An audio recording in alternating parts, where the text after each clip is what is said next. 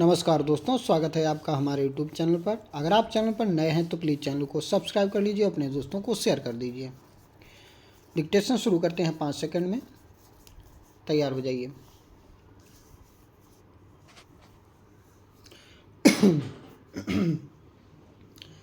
Start. भाइयों, Ebola उस खतरे का नाम है जो समूची दुनिया पर मंडरा रहा है। अमेरिका, भारत, यूरोप से लेकर संयुक्त राष्ट्र तक सभी देश इस खतरे से निपटने के लिए चौकन्ने हो गए हैं।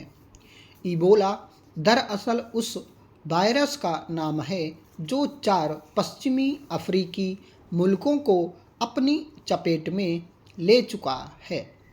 माना जाता है कि इबोला का लाइलाज संक्रमण होने के बाद 90% मामलों में मौत तय है।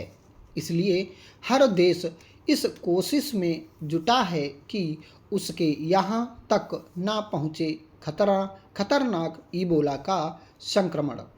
इबोला वायरस एक विषाणु है और इससे फैलने वाली बीमारी का नाम भी इबोला है। कई अफ्रीकी देशों में यह एक गंभीर बीमारी का रूप धारण कर चुकी है। इस बीमारी में शरीर में नसों से खून बाहर आना शुरू हो जाता है, जिससे शरीर के अंदर रक्त स्राव शुरू हो जाता है और इससे 90% रोगियों की मृत्यु हो जाती है। इस रोग की पहचान सर्वप्रथम सन 1976 में इबोला नदी के पास स्थित एक गांव में की गई थी। इसी कारण इसका नाम इबोला पड़ा। वर्तमान में यह स्थान कांगो नामक देश में है। लेकिन फिलहाल एक बड़ी चुनौती यह है कि इन मरीजों से स्थानीय लोगों में यह संक्रमण ना फैल जाए। यह खतरा इस देश तक ही सीमित नहीं है, पूरी दुनिया के लिए है। भारत समेत कई देशों ने हवाई अड्डों पर प्रभावित देशों से आने वाले यात्रियों के लिए इबोला की जांच अनिवार्य कर दी है। कई एयरलाइंस ने प्रभावित देशों में अपनी उड़ानें स्थगित कर दी हैं। इबोला का इतना डर इसलिए है क्योंकि इससे होने वाली बीमारी का इलाज अभी तक लगभग असंभव है। इसके अलावा अफ्रीकी देशों में इलाज की सुविधाएं जितनी और जैसी हैं, उसमें मरीज के बचने की संभावना बहुत कम हो जाती है। लिहाजा यूरोप से लेकर चीन तक सावधानी बरती जा रही है। चीन में अफ्रीकी देशों से आने वाले यात्रियों पर विशेष नज़र रखी जा रही है। भारत भी इबोला को लेकर चौकन्ना हो चुका है। हालांकि संक्रमित देशों से भारत की कोई सीधी उड़ान नहीं है, लेकिन सूडान और कांगो में संयुक्त राष्ट्र शांति मिशन के तहत भारतीय शांति सैनिक तैनात हैं। सरकार ने भारतीय फौजियों को सावधानी बरतने को कहा है। इन देशों से लौटने वाले शांति सैनिकों पर विशेष निगाह रखी जा रही है। जरूरत पड़ने पर इन देशों से आने वाले यात्रियों की मेडिकल जांच भी की जाएगी। इबोला वायरस पानी या हवा के जरिए नहीं फैलता और इसके फैलने का एकमात्र जरिया किसी संक्रमित जीव या व्यक्ति से सीधा संपर्क है।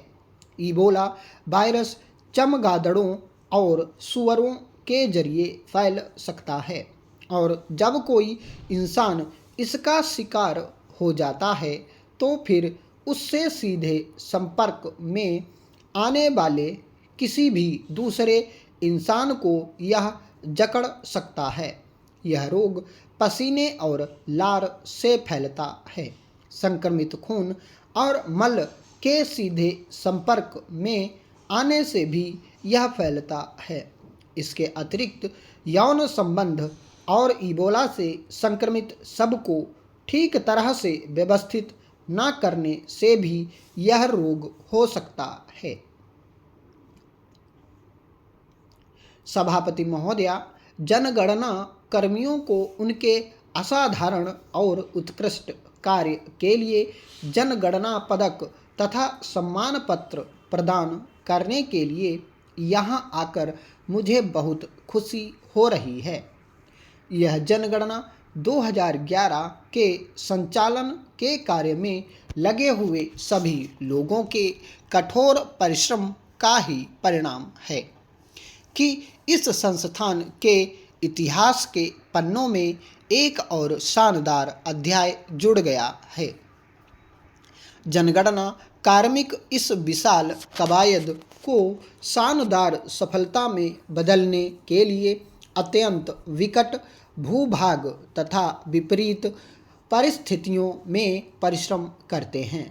मुझे जनगणना कर्मियों को उनके द्वारा असाधारण उत्साह, कार्य की उच्च गुणवत्ता तथा कर्तव्य के प्रति समर्पण के लिए जनगणना पदक तथा सम्मान पत्र प्रदान करते हुए बहुत प्रसन्नता हो रही है।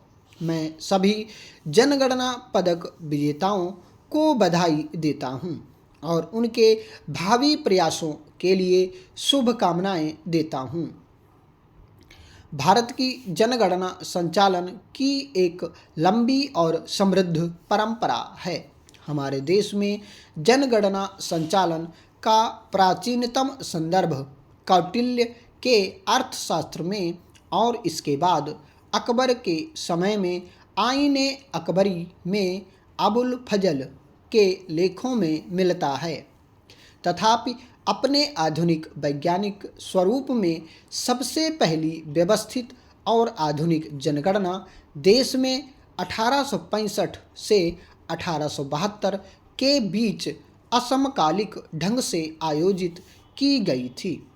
भारत में पहली बार समकालिक जनगणना 1881 में आयोजित हुई थी।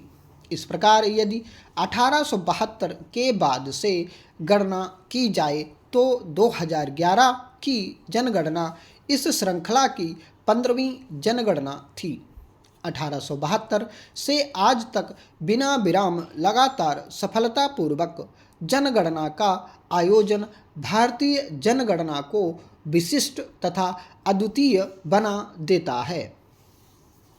एक बहुजातीय, बहुभाषी तथा बहुसांस्कृतिक समाज को देखते हुए भारत में जनगणना कराना एक चुनौतीपूर्ण कार्य है।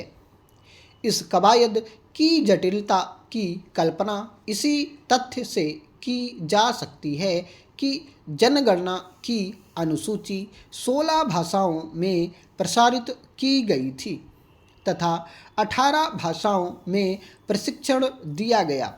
देश के 35 राज्यों और 7,000 शहरों तथा 8 लाख गांवों में जनगणना करने के लिए लाखों गणनाकर्ता तथा पर्यवेक्षक लगाए गए थे।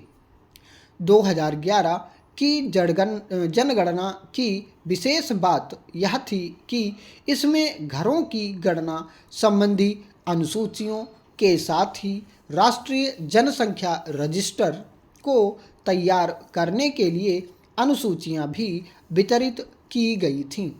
मैं इस जनगणना कार्य में सहयोग देने के लिए अपने सभी देशवासियों को बधाई देता हूं। उनके सक्रिय और संपूर्ण सहयोग के बिना इस विशाल कार्य को केवल 21 दिनों में पूरा करना संभव नहीं हो पाता। स्टॉप।